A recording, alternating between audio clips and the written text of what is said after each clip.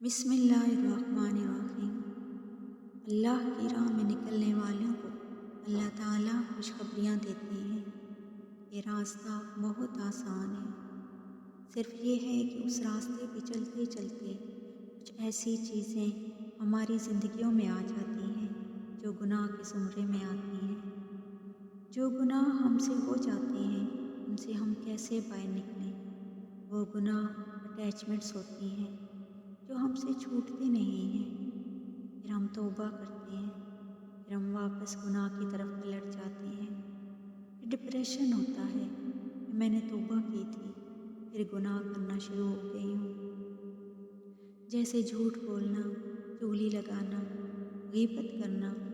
جب ہم لوگوں سے ملتے ہیں ہمیں سمجھ ہی نہیں آتی، اب ہم باتوں باتوں میں یہ سب کر جاتے ہیں کہ جب ہم واپس ان لوگوں سے الگ ہوتے ہیں ہم سوچنا شروع کرتے ہیں کہ اس وقت کو میں نے جو یہ باتیں کر کے آئی ہوں مجھے نہیں کہنی تھی، یا مجھے نہیں سننی چاہیے تھی، سامنے والے کو روکنا چاہیے تھا۔ اس طرح کی عام چیزیں ہر روز ہماری زندگیوں میں ہوتی ہیں۔ جب انسان اللہ سے جڑ جاتا ہے اتنی رحمت اور برکت کے ساتھ، اللہ قدم قدم پہ ہمیں تھام کے رکھتا ہے۔ اللہ کے لیے وہ انسان بہت قیمتی ہے جو اللہ کے اس دنیا میں بھیجنے کا مقصد سمجھ جاتا ہے۔ وہ مجھ سے کتنی محبت کرتا ہے، وہ مجھے ایک ایک لمحے تھامے رکھتا ہے، چاہے میں کہیں پہ ہوں۔ غم آتے ہیں تو وہ غموں کو ڈیل کرنے کا طریقہ سکھا دیتا ہے، اور آزمائش تو اللہ تعالیٰ مجھے جگانے کے لیے بھیجتے ہیں۔ اتنا پیارا دین اور اس میں اتنی خوبصورت چیزیں اللہ تعالیٰ نے ہمیں عطا کی ہیں۔ اللہ ہمیں اس کو سمجھنے کی توفیق عطا فرمائے۔ حضرت علی رضی اللہ تعالیٰ عنہ بیان کرتے ہیں کہ رسول اللہ صلی اللہ علیہ وآلہ وسلم نے فرمایا کہ جب کوئی بندہ گناہ کر بیٹھتا ہے پھر وہ اچھی طرح وضو کرے، کھڑا ہو کر 2 رکعت نماز پڑھے، پھر اللہ پاک سے استغفار کرے تو اللہ تعالیٰ اس کے گناہ بخش دیتے ہیں۔ اللہ تعالیٰ قرآن میں فرماتے ہیں، اور جب ان لوگوں سے کوئی ناشائستہ مطلب فحاشی کا کام ہو جاتا ہے یا کوئی گناہ کر بیٹھتے ہیں تو فوراً اللہ کا ذکر اور گناہوں کے لیے استغفار کرتے ہیں۔ اللہ کے سوا کون ہے جو ان کو بخش دے گا؟ اور وہ لوگ باوجود علم کے کسی بات پہ اڑے نہیں رہتے۔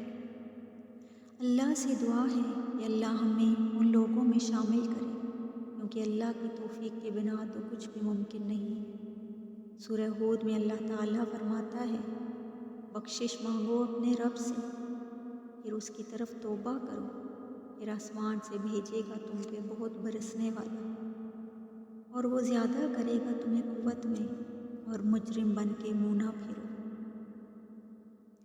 اے اللہ، تو ہی میرا رب ہے، تیرے سوا کوئی میرا معبود نہیں ہے۔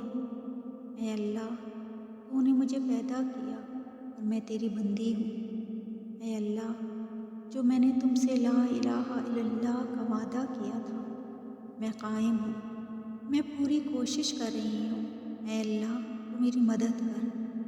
اگر مجھ سے کوئی غلطی ہو جاتی ہے تو یا اللہ مجھے معاف کر، میں تیری پناہ میں آتی ہوں اس شر سے، اس گناہ سے جو مجھ سے ہو گیا۔ اے اللہ، میں اعتراف کرتی ہوں کہ اتنے گناہوں کے باوجود بھی تو نے مجھ پہ بے شمار نعمتیں کی ہوئی ہیں، اور میں اپنے گناہوں کا بھی اعتراف کرتی ہوں۔ مجھے بخش دے اے اللہ، ان گناہوں کو تیرے سوا کوئی معاف کرنے والا نہیں ہے۔ ہم استغفار کرتے ہیں، دعائیں پڑھتے ہیں، اللہ سے بخشش مانگتے ہیں، پھر واپس ہم وہی گناہ کیوں کراتے ہیں؟ ہمیں سمجھنے کی ضرورت ہے کہ توبہ کس چیز سے کرنی ہے۔ توبہ اپنے گناہوں سے کرنی ہے۔ اور گناہ کیا ہیں؟ ہمارا ایک ایک گناہ شیطان کے قافلے کا ایک ایک فرد ہے۔ میری زندگی میں جتنے گناہ ہیں وہ شیطان کا ایک ایک فرد میرے ساتھ جڑا ہوا ہے۔ جب اللہ ہمیں اس چیز کو سمجھنے کی توفیق دے دے گا تو ہماری زندگی بہت خوبصورت ہو جائے گی، کیونکہ اللہ کا راستہ نفس کی پاکیزگی کا راستہ ہے، اور نفس کی پاکیزگی کا راستہ آپ کو اپنی ذات کا سفر ہے، آپ کے ساتھ کوئی اور نہیں چلے گا۔ سب سے پہلے ہمیں اپنے گناہوں کو پہچاننا ہے کہ میں نے اپنی ذات کو کیسے پاک کرنا ہے۔ ہماری روح کو اللہ تعالیٰ نے پاک بنایا ہے۔ جب ہم گناہ کرتے ہیں، غلطیاں کرتے ہیں، ہماری روح تڑپتی ہے۔ ہم اپنے جسم کو بہت اچھا بناتے ہیں، کھانا بھی کھاتے ہیں، اچھا لباس بھی پہنتے ہیں، لیکن ہماری روح پیاسی ہوتی ہے۔ ہم اپنی روح کو نفس کے پنجرے میں قید کر دیا ہوا ہے۔ ہمارا نفس اس کو اوپر آنے ہی نہیں دیتا۔ یہ گناہ اٹیچمنٹس ہوتے ہیں، یہ اتنے پرانے ہمارے ساتھ جڑے ہوتے ہیں، تو کوئی بھی اٹیچمنٹس جب ہم ہٹاتے ہیں تو ہمیں تکلیف ہوتی ہے۔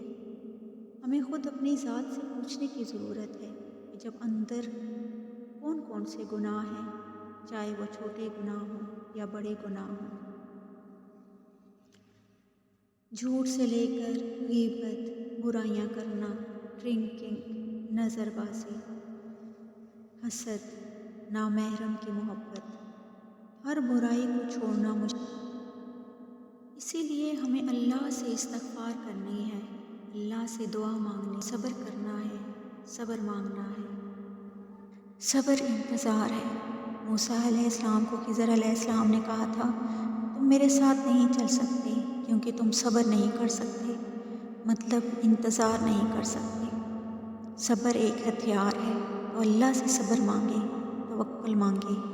یہ وہ تلواریں ہیں کہ جس وقت ہم اپنی کمزوریوں، اپنی برائیوں، اپنی گناہوں کو چھوڑنے کے لیے ویک ہوتے ہیں، اس وقت ہم یہ ہتھیار استعمال کریں کہ نہیں، جب مجھے پتہ چل گیا ہے کہ میرا ہر گناہ شیطان ہے، تو میں نہیں چاہتی ہوں کہ میرے ساتھ شیطان رہے، میں تو اللہ کو چاہتی ہوں، میرے ساتھ اللہ کا نور رہے، میرے ساتھ اللہ کی رضا رہے۔ تو میں نے اپنے نفس کو پاک کرنا ہے۔